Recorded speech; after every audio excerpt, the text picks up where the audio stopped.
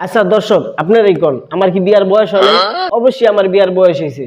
কারণ বিয়া করলে কি করতে হয় না করতে হয় সব আমি জানি। বিয়া করলে যে বউরে নিয়ে হানিমুনে যাওয়া লাগে, সুন্দর সুন্দর পার্কে ঘোরা লাগবো, পরে কক্সবাজারে যায় নদীর ভিতরে যায় দুজনে মিলে গোসল করতে হইব, আরো কত কিছু।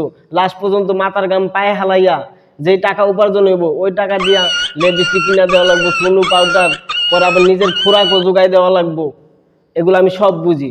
বোঝার পরও আমি যে আমার মায়ের কইলাম যে মা আমি তো বড় হয়েছি, আমি সব বুঝি, আমার একটা বিয়া করাই দেওয়া আল্লাহ।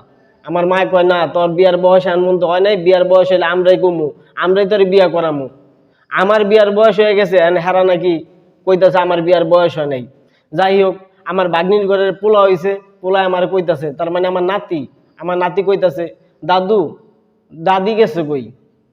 এখন আমি কেমনে বুঝাম যে আমি আমাদের বিয়া করি নেই, বিয়া না করে আমি দাদু হয়ে গেছি। তারপর আমি তার বুঝ দিলাম যে দাদু তোমার দাদি ব্যবসার উদ্দেশ্যে দেশের বাইরে গেছে।